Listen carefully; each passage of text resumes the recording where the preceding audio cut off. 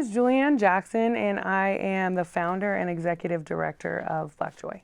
I grew up in a lot of weird ways. I'm part way from North Carolina, part way I grew up here. So I have a very eclectic background.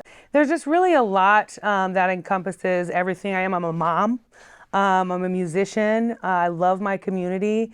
And I think, I've been through a ton of stuff that just gives me just a really big love for folks, and especially underdogs in particular.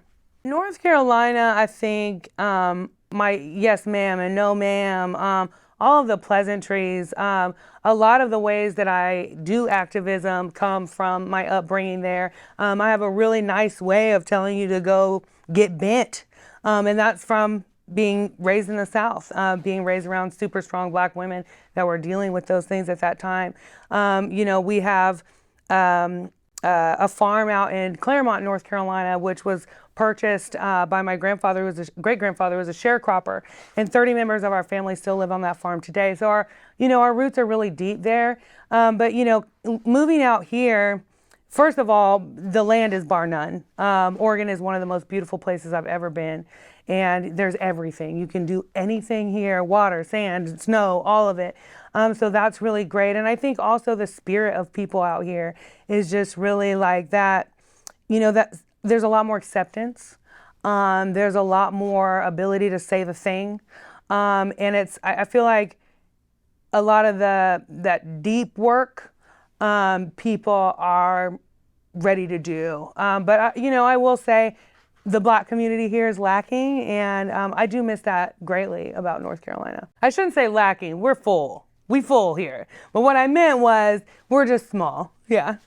I grew up in an all Black community. The only white people I ever saw were my mother and my stepmother. I never really saw white folks outside of that, outside of my mom's family.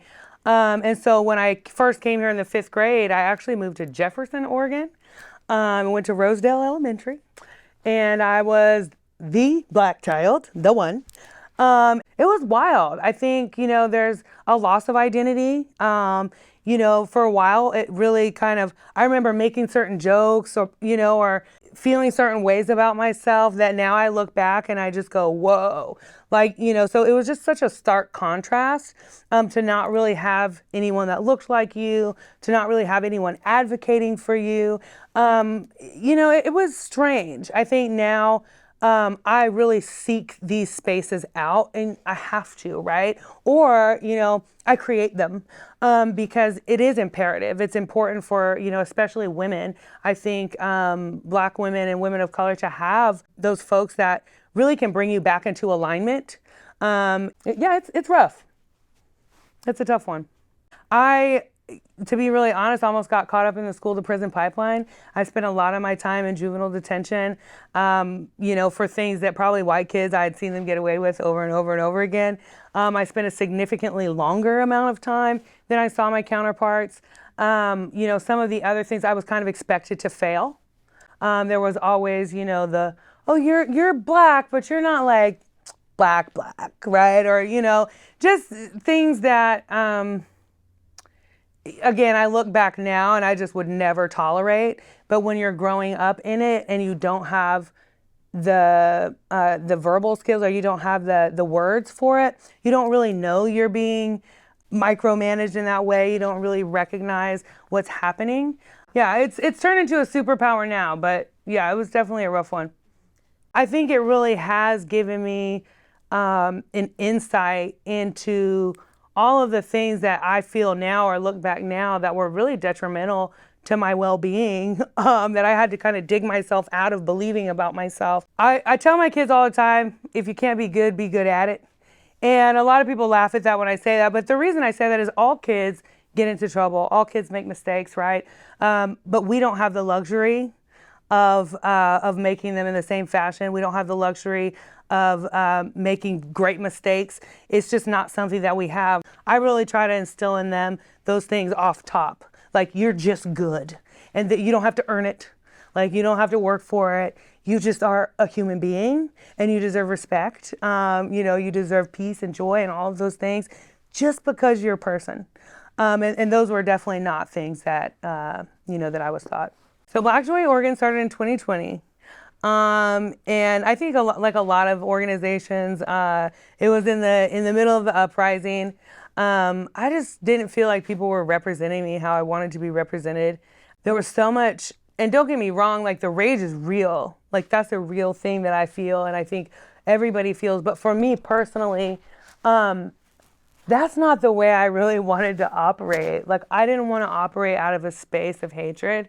So that's really what started Black Joy, is just out of this desire to uplift women of color, to be there for my community, to be there in a way that really showcased what I feel is my biggest attribute, and that's joy. You know, what has gotten me through many, many hardships in my life, and what has gotten Black people as a whole, I think, through all of the things that we have been through, is being able to find and maintain joy in any space. So that's kind of how that got started. I have met so many people. I've had the opportunity to learn an incredible amount, not only about my community, but about myself. Like, you know, when you think you know something about yourself, right? But you maybe haven't grown up in an environment that has enriched that in you. And then you start hearing people go, "That's it, girl. Yes." And you're like, "Oh, okay. Dang." You know, and you start just growing, and it's been great. I've just watched so many folks elevate. I've watched so many people in the Black community go from, you know, kind of a struggling space to building something of their own, and having the support to do so. And that in and of itself is huge. You know, it's been beautiful. It's been a really great experience. We have gone to so many places where people have come up to me and said, "I've never seen a Black person in real life." Like, we've had these conversations, and it's true. And then we wonder why we have the result that we have, and there's no exposure. So if all you ever see is negative media, stereotypical media, I'm sure that I look pretty weird to you. I'm sure that I'm probably pretty scary, right? But when you come and you talk to me and you see that my smile is genuine and my love for you is genuine, and I'm bringing resources into your community, I'm trying to de-escalate people. I'm trying to, you know, like it very easily changes the mind. We've had a lot of conversations just around that alone.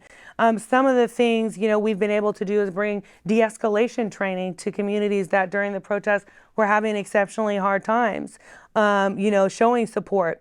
You know, we've been able to stand alongside little cities and have little banner events and just broaden the community, broaden the organizing community. And what that does is then when we're trying to pass legislation, or, you know, we're trying to make a major move for a particular city, we have support from everywhere, right? So there's so much to it. And these little cities, like a lot of them, we were shown so much love, dude. Like so much love, an incredible amount of love. And of course, there's, you know, your standard nonsense. We dealt with a lot of that too. We've been in a lot of dangerous situations. I've been assaulted by Proud Boys and the like. You know, so it's real.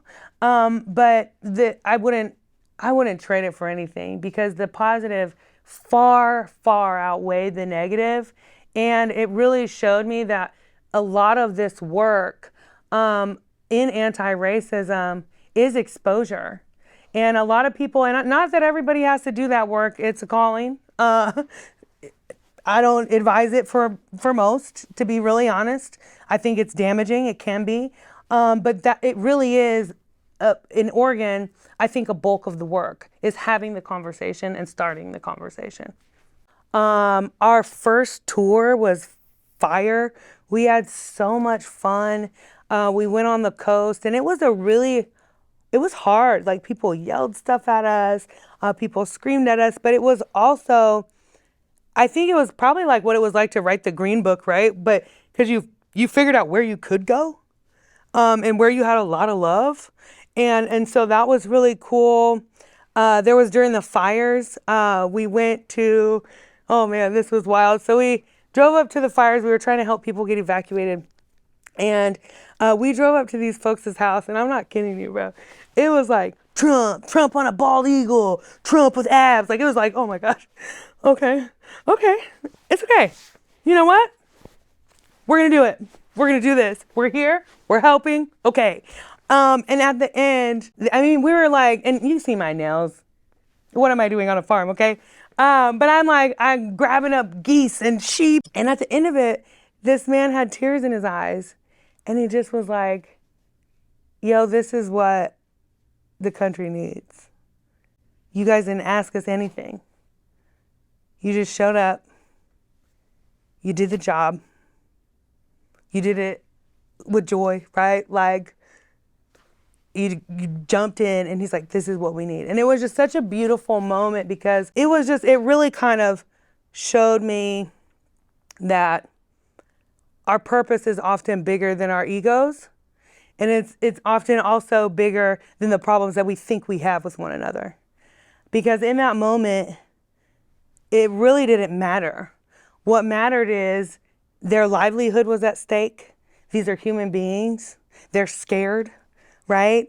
And it was cool. Like, I got to see a bunch of weird animals and wrangle a bull. So that was dope. Yeah, I mean, I didn't personally, like, we were all trying to get it into this like corral thing, and this really cool, actually real cowboy came and did it. But yeah, it was just, we've had some dope experiences, just really exciting. So we're about to start Black Joy Farms. We've partnered with a local human here, and they are wonderful. They're giving us a 7-year land use.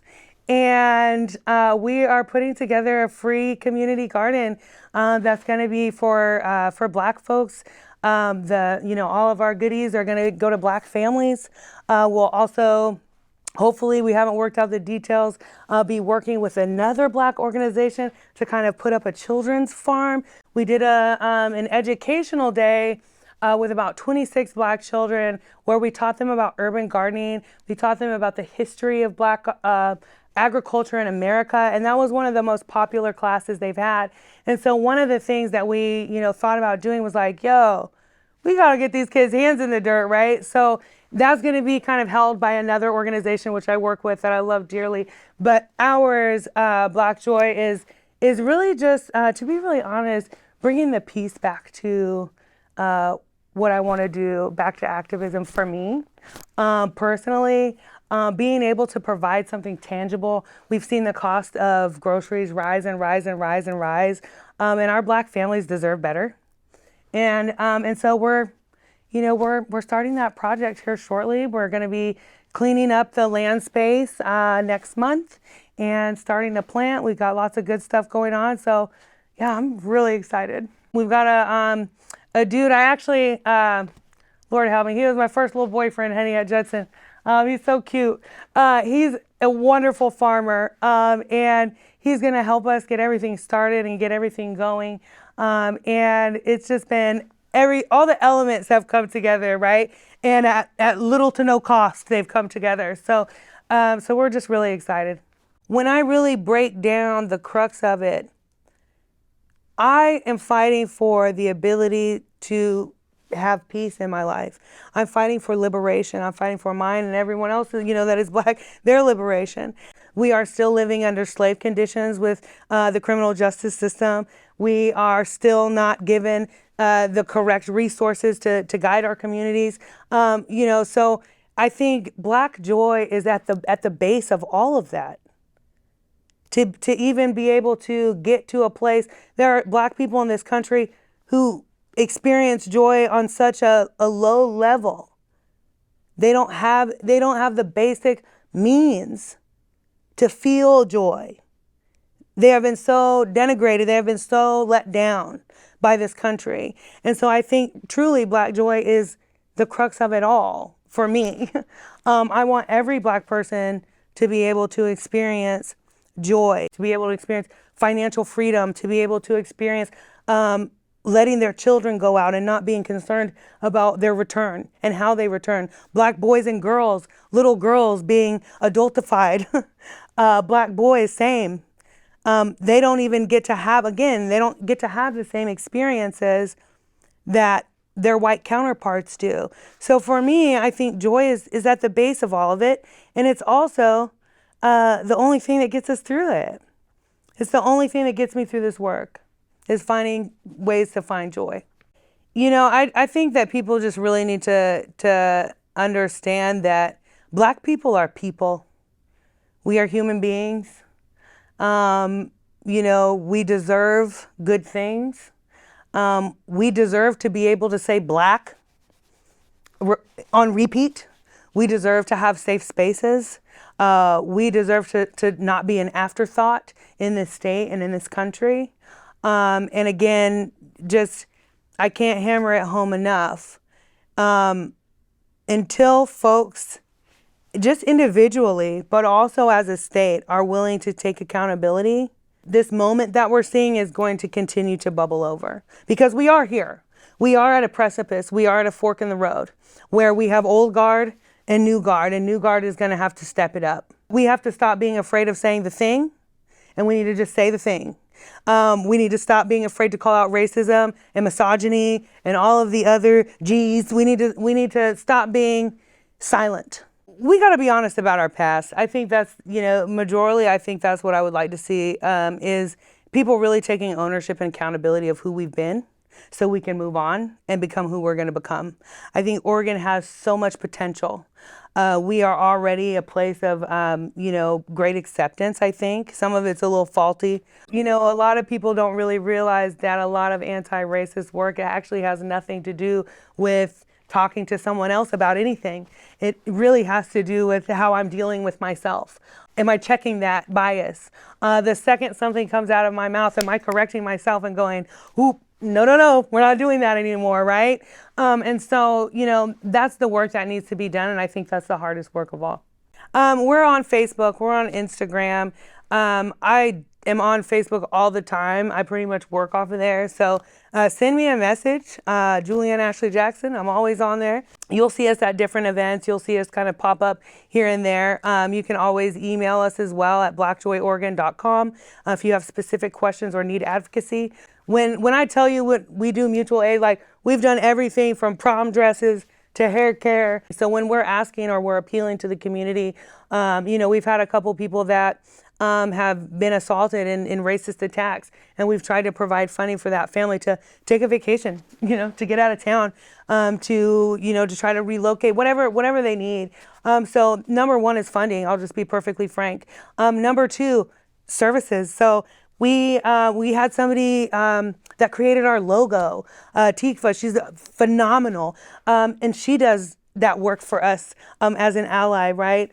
We have folks that have done other little things like that. So whatever skill you have, whether it's baking, cooking, you know, we're always going to need t-shirt making. We're always going to need those things, and those are ways that you can show up. I just started Black Joy Consulting, or Black Joy Speaks Consulting. We're offering DEI, we're offering anti-racism, even personalized anti-racism. A couple of times a month, I'm going to do Ask a Black Chick, where you can just ask me ridiculous questions and I'm going to charge you for my expertise. We're going to talk about it. Because again, I think one of the biggest things, and it's not for everybody, but somebody has to have the conversation, and I'm willing to do that. So part of it is some of the trainings that we offer.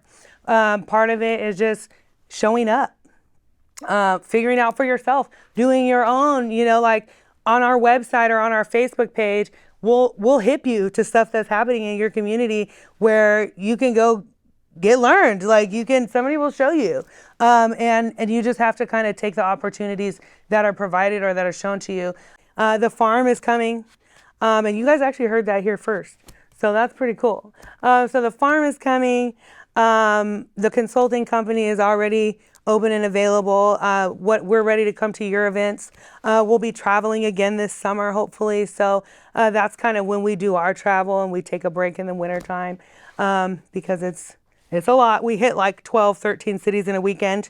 So we'll be doing that again. We're just kind of taking a break. We've done a lot, man. We did a lot in the last couple years. I mean, some of the marches we've led of like thousands, you know, like, you can't beat that type of energy. And to come from, you know, especially living in this state for so long and feeling like nobody really cared about you, to having thousands of people behind you going, we love you and we see you, was something really, really special.